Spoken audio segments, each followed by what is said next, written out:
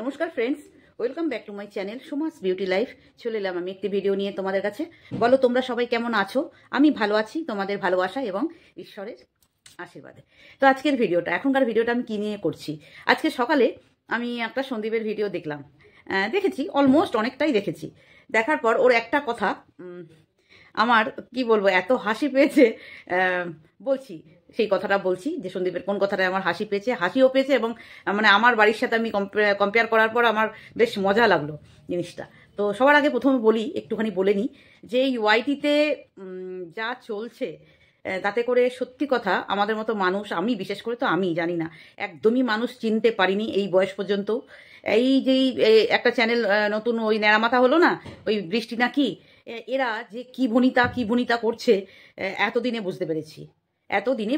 প্রথম আমি সবাইকে অনুরোধ করেছিলাম দেখার জন্যে, যে হ্যাঁ পাশে থাকার জন্যে। বাট এখন যা দেখছি তাতে করে ভিডিও আসবে ওদের নিয়ে, পরের ভিডিওটাই করব।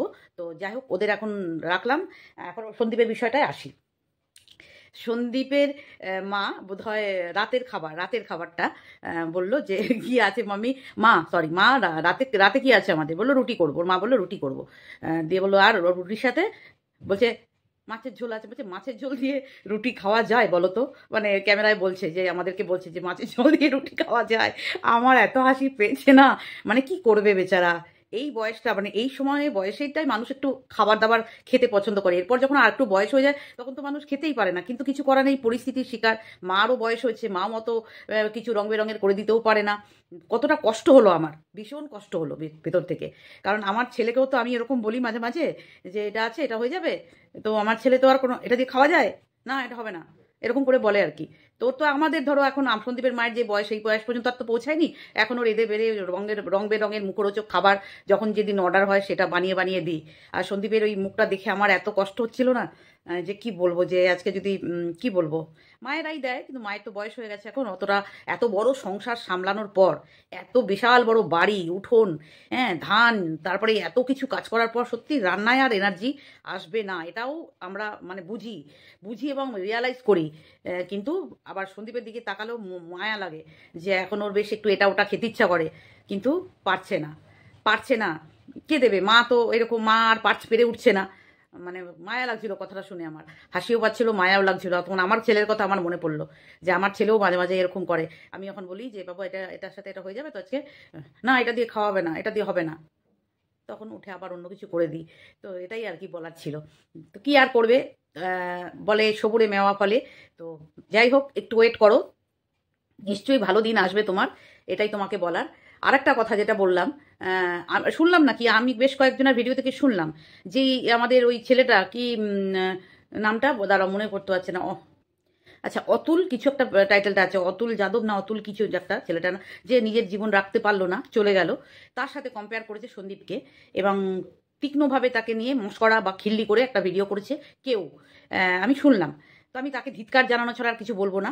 আজকে সন্দীপের পরিস্থিতিটা অলমোস্ট এরকমই, কিন্তু ওর পাশে, সন্দীপের পাশে অজস্র দিদিরা, আন্টিরা, দাদারা, ভাইয়েরা আছে তাকে মানসিক বল দেওয়ার জন্য, এবং ভগবান তো আছেই। সন্দীপকে আজকে যে ভিডিওটা করলো তাতেও বললো যে কেসে মানে ডেটের পর ডেট এগিয়ে যাচ্ছে, কিন্তু কোনো কিছু হচ্ছে না। মানে ওই যে নিয়ে আসার কথা তিনি আসছেন না। তার পিছনে কি কারণ যারা জানা তারা ঠিক জানে। তো এটা ওরা হাইকোর্টে নিয়ে গেছে, আমাদের সন্দীপ হাইকোর্টে নিয়ে গেছে, তবু এখানে কেন ডেটগুলো আসছে এই ব্যাপারটাও দেখা দরকার আছে আমার মনে হয়। তো এখানে কি ডেটটা আসলে ওকে যেতে হচ্ছে না, এটাই একটা হ্যারাসমেন্ট। তো এই হ্যারাস করে ও আনন্দ পাচ্ছে, যেটা সন্দীপ বলল। হ্যাঁ সন্দীপ ঠিক বলেছো তুমি, ও হ্যারাস করে আনন্দ পাচ্ছে, পাক। আর ওই নাচতে নাচতে শুধু প্রমোশন ভিডিও করছে আর টাকা আর্নিং করছে তোমাকে হ্যারাস করার জন্য। যে তোমার তো আর আসছে না, প্রমোশন ভিডিও আসছে না, যে তুমি কাতারে কাতারে টাকা রোজগার করছো, তোমার ওই ব্লগেই যা। আর ওর তো ব্লগটা এখন সেকেন্ডারি হয়ে গেছে, এখন ওর মেন মানে হচ্ছে প্রমোশন, তাই না? প্রাইমারি প্রথম স্টেজ হচ্ছে ওর প্রমোশন ভিডিও এত পরিমাণে করতে হচ্ছে ওকে, তার পিছনেও চোরামি বুদ্ধি আছে। আমি আগের ভিডিওতেও বলেছি, তার পিছনেও চোরামি বুদ্ধি আছে। এবং ওই টাকাগুলো ওই কাজে খাতে খরচা করছে। উৎপাতের পয়সা চিৎপাতে আসে, বলি না বন্ধুরা, উৎপাতের পয়সা চিৎপাতে আসে। তো সেই চিৎপাতে দেওয়ার জন্য, মানে সন্দীপকে হ্যারাস করার জন্য আজকে রানাঘাট, নাহলে আজকে বসিরহাট, নাহলে আজকে ওদিক, মানে চারি জায়গায় ওকে নানা রকম মিথ্যে কেস দিয়ে ফাঁসিয়ে রেখেছে। বাট এই ছেলেটা, যে অতুল বলে ছেলেটা কে ও এমন জায়গায় ছিল, সেখানে এই সোশ্যাল প্ল্যাটফর্মে ছিল না, যার জন্য ও সেই মেন্টাল সাপোর্টটা পায়নি। আর আমাদের ম্যাডামের মতো একজন দক্ষ মানুষের যদি পাশে থাকতো, ওই সিঙ্গানিয়া পরিবারকে চোখে সর্ষের ফুল দেখিয়ে দিত। ওই সিঙ্গানিয়া পরিবারকে না চোখে সর্ষের ফুল দেখিয়ে দিত। কিন্তু আনফর্চুনেট ছেলেটার পাশে আমাদের ম্যাডামের মতো এরকম কোনো একজন ব্যক্তি যদি পায়নি, সেই জন্য আজকে তাকে পৃথিবী ছেড়ে চলে যেতে বাধ্য হলো। কেন কি, এই যে ওয়াইফটা, যার সিঙ্গানিয়া যে ওয়াইফ ওর ছিল, তার সাথে আমাদের সন্দীপের যে প্রাক্তন অনেকটা অংশে মিল। হ্যাঁ, তাদের অনেক পয়সা আছে। এরা সোশ্যাল মিডিয়া ছিল না, বাট এই সোশ্যাল মিডিয়া থেকে এই নোংরামি করে, নোংরামি দেখিয়ে মানুষকে ইনকাম করছে। সেই পয়সাগুলো দিয়ে ওকে মানে ওর পায়ের চরণে আনানোর জন্য ব্যবস্থা করছে, যে আমার চরণে এসে ফেলবো। দেখা যাক কে কার চরণে যায়, দেখা যাক কি আর করা যাবে। আমি বারবারই বলেছিলাম, যদি সুলঝে নিয়ে এক জায়গায় হয়ে যেত সব থেকে ভালো হতো বাচ্চাটার জন্যে। বাট এই মেয়ে শোনার নয়। এই মেয়ে একটা উড়নচণ্ডী, একটা কি বলবো, মানে গা ঘিনঘিন করে আমার। মানে যদি ও নত স্বীকার করে আজও যায়, তাহলেও আমরা হাত তুলে ওকে ইয়ে করবো যে না, সংসার কর, স্বামীর সাথে সন্তান নিয়ে মা বাবাকে ছেলেটা পাবে, সংসার কর। সত্যি বলছি, মন থেকে বলছি, যদি আজও সন্দীপ মেনে নেয় আর আজও ও যদি ফিরে যায়, আমরা দুহাত তুলে আশীর্বাদ করবো যে সংসারটা জোড়া লেগে গেল, সংসারটাকে দুজন মিলে বোঝাপড়া করে একটা সংসার করুক। কিন্তু না, এই মেয়ে কিছুতেই বাগে আসার নয়। এই মেয়ে ওর অকাত দেখাবে যে আমি কতটা ওকে সায়স্তা করতে পারি, আমি ওকে সায়স্তা করে ছাড়বো। এইরকম মেন্টালিটি যদি থাকে, এইরকম মেন্টালিটি যদি ও আরও আগে এগিয়ে নিয়ে যায়, তাহলে সন্দীপের সাথেও ওদেরও কপালে ভোগান্তি অনিবার্য লেখা আছে। হ্যাঁ, সন্দীপ আগের থেকে অনেক শক্ত হয়ে গেছে, অনেক।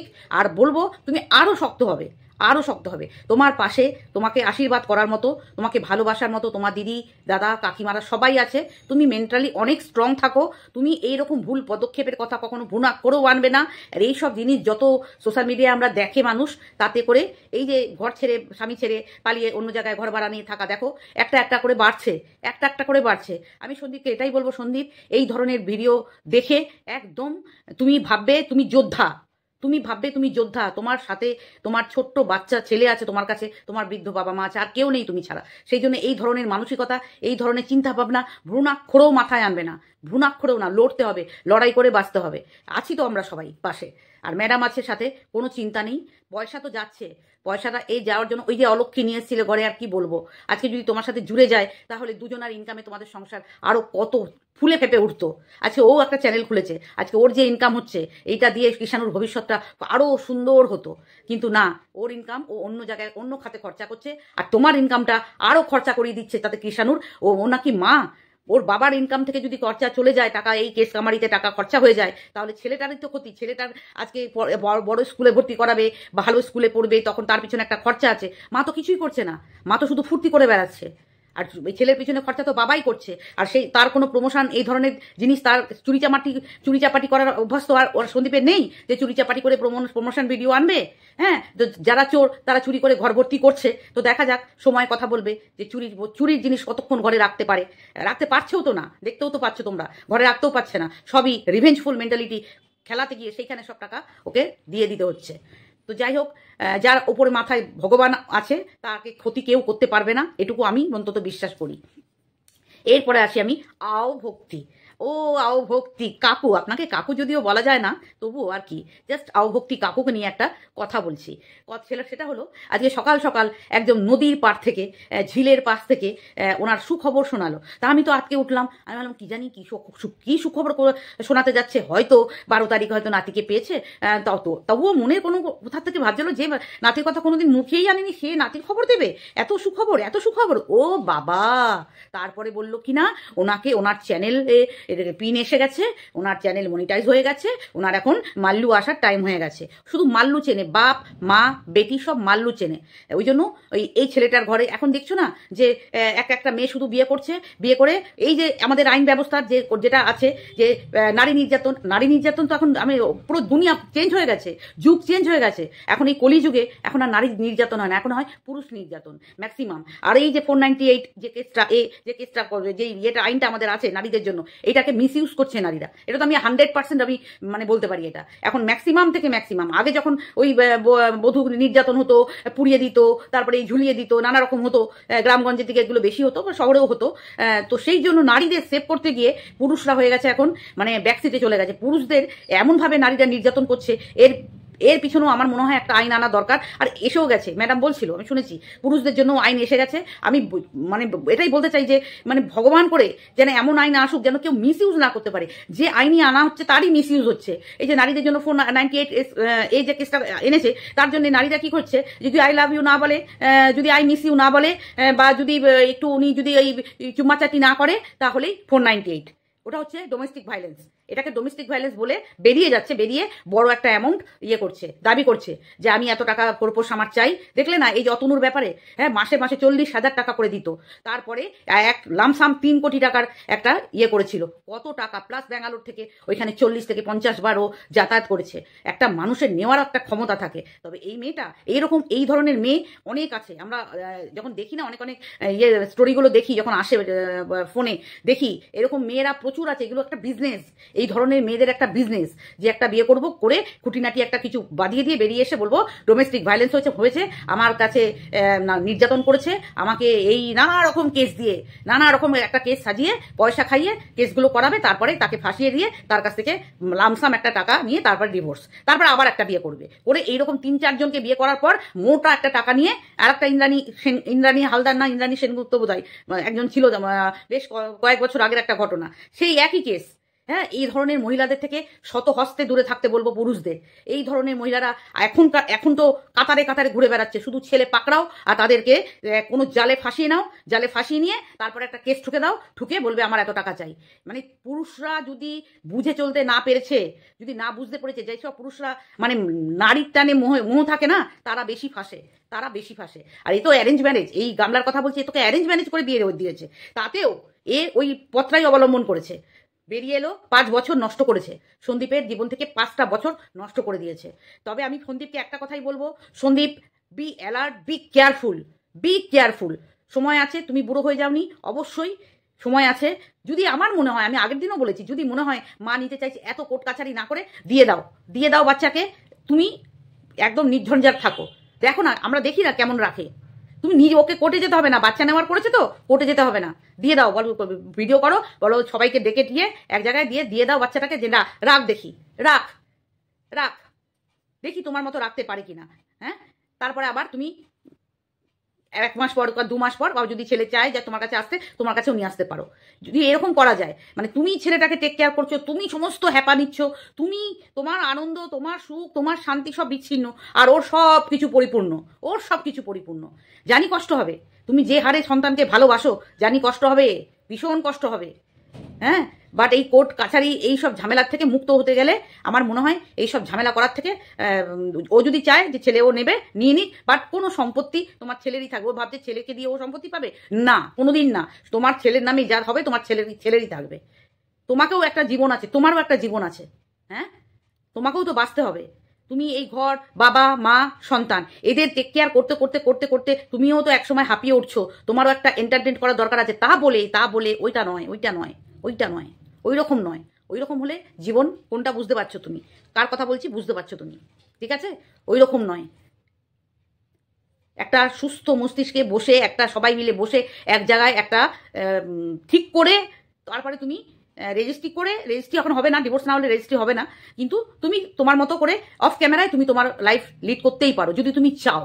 কিন্তু যেটা শোনা গেছে, যদি ওটা হয়, একদমই ঠিক হবে না। তো গামলার বাবার কি বলবো, কতটা নির্লজ্জ হলে যে মেয়েকে দিয়ে, মেয়ের ফ্ল্যাটে আসছে, রান্না করছে, খাচ্ছে, দাচ্ছে, ঘুমোচ্ছে। হ্যাঁ, মেয়ে গেছে ওখানে মাকে নিয়ে ড্যাং করতে আবার কোথাও কারোর বাড়িতে হানা দিয়েছে, বা কোনো ফ্ল্যাট দেখতে গেছে, হতে পারে, মেবি। ফ্ল্যাট দেখতে যেতে পারে। তো হয়তো ওর মনে কানাফুসো এসছে যে এই ফ্ল্যাটটাতেই হয়তো ও থাকতে পারবে না, তো মাকে নিয়ে গেছে ফ্ল্যাট দেখতে, মেবি হতে পারে। তো এরকম ঘুরবে, যাযাবরের লাইফ চুজ করেছে আজকে এই ফ্ল্যাট। আর তো আছে গৌরী সেনের টাকা, তাই না? মানে ফকটে টাকা হলে কি আর খরচা খরচা করতে গায়ে লাগে? সৎ পথে ইনকামের টাকা 1 টাকা খরচা হলেও গায়ে লাগে। বাট এরকম মানুষকে বুদ্ধু বানিয়ে, মানুষকে উল্লু বানিয়ে, মানুষকে ধোকা দিয়ে ভিউয়ার্সদেরকে আর এই নোংরা আর অখাদ্য ব্লগ দেখিয়ে, আর এই সমাজে এইরকম বার্তা ছড়িয়ে যে বরের সাথে একটু বনিবানা না হলে 498 কেস দিয়ে দাও আর তাকে হ্যারাস করো, তাকে এমন হ্যারাস করো যে যেন এমন কিছু একটা ঘটনা ঘটিয়ে ফেলে, জিত ঘোষণা করে দেবো, জিত ঘোষণা করে দেবো। এই ধরনের মেয়েদের থেকে আমি বলবো পুরুষদের শত হস্তে দূরে থাকবেন, শত হস্তে দূরে থাকবেন, আর ভীষণ ব্রেন কাজে লাগাবেন। এই দুনিয়াটা এখন এত জালিল হয়ে গেছে, এখানে ইনকামের পথ এত কম। মানুষ এখন ইনকাম করার জন্যে পয়সা, মস্তি, মজ, ভালো খাওয়া, ভালো থাকা, হোটেলে থাকা, এইসব পাওয়ার জন্যে যে মানে কোন লেভেলে নামতে পারে, কোন লেভেলে নামতে পারে কল্পনার বাইরে। এত ফ্রড, এত ফ্রড, এত ফ্রড। একটা ফোন কল অ্যাটেন্ড করাও এখন দুষ্কর হয়ে গেছে। এখন ফোন কল অ্যাটেন্ড করলেও সেখান থেকেও মানুষের ব্যাংকের অ্যাকাউন্ট হ্যাক করে নিচ্ছে। হ্যাঁ, তো এত দুনিয়া জালিল হয়ে গেছে। এক স্টেপ পা ফেলার আগে 1000বার মানুষকে ভেবে পা ফেলতে হয় এক কদম এগোনোর জন্যে। সেই জন্য সন্দীপকে বারবার বলবো, বি কেয়ারফুল, বি অ্যালার্ট। মহিলাদের খপ্পরে পড়ার আগে শতবার ভাববে, মহিলাদের খপ্পরে পড়ার আগে শতবার ভাববে। দেখো, তোমার থেকে বয়সে অনেকে আছে বড়, তোমার যদি মন হয় তুমি বলো, কেউ না কেউ কোনো না কোনো ব্যবস্থা একটা করে নেবে। তোমরা কথা বলবে বাড়ির গার্জিয়ানরা যে একটা বাড়ির মেয়ে, হ্যাঁ, সে যদি ডিভোর্সিও হয় বা সে যদি উইডো হয়, বিধবা, ধরো বাচ্চা হয়নি, স্বামী মরে যায় অনেকের তাড়াতাড়ি কোনো কারণে, এরকম অনেক আছে। তুমি যদি সেই রকম খোঁজার চেষ্টা করো হয়তো পেয়ে যাবে। তবে তার পারিবারিক কালচার, তার ব্যাকগ্রাউন্ডটা দেখবে যে কোন বাড়ির মেয়ে, তার পেটে কিছু শিক্ষা দীক্ষা আছে কিনা। শিক্ষা কথা বলে, এমন নয় যে শিক্ষা শুধু মানুষ চাকরি পাওয়ার জন্যই শিক্ষা অর্জন করে। না, শিক্ষা শুধু চাকরি, বাইরের চাকরির জন্য নয়। শিক্ষাটা অনেক কিছু, শিক্ষা অনেক কিছু শিক্ষা দেয়। তো একটা শিক্ষিত মেয়ে যদি তুমি হলো, তুমি যদিও বা তুমি মনে করো যে আমি তো 8 পাস, আমি কি করে শিক্ষিত মেয়ে পাবো? না, পেতে পারো, না পাওয়ার কিচ্ছু নেই, না পাওয়ার কিচ্ছু নেই। তো যদি চেষ্টা করো সেরকম একটা মেয়েকে জোগাড় করে তুমি তোমার লাইফস্টাইলটাকে সাজাতে পারো। আর যদি চাও যে না, ওই দিক থেকে সে রেসপন্স করছে কিছু, যদি তুমি ভাবো তাহলে সেইটাকেও করে নিতে পারো। সবটাই আমি কৃষাণুর কথা ভেবে বলছি। তো যাক, চলো, আমি আমার মনের কথা কিছু বললাম তোমাদের, জানি না কতটা তোমাদের মনে পৌঁছাতে পারলাম। তো চলো, ভিডিওটা এই পর্যন্তই থাকলো। যদি ভালো লাগে তোমাদের কমেন্টের মাধ্যমে জানাবে এবং ভালো লাগলে পাশে থাকবে। Tata, bye bye.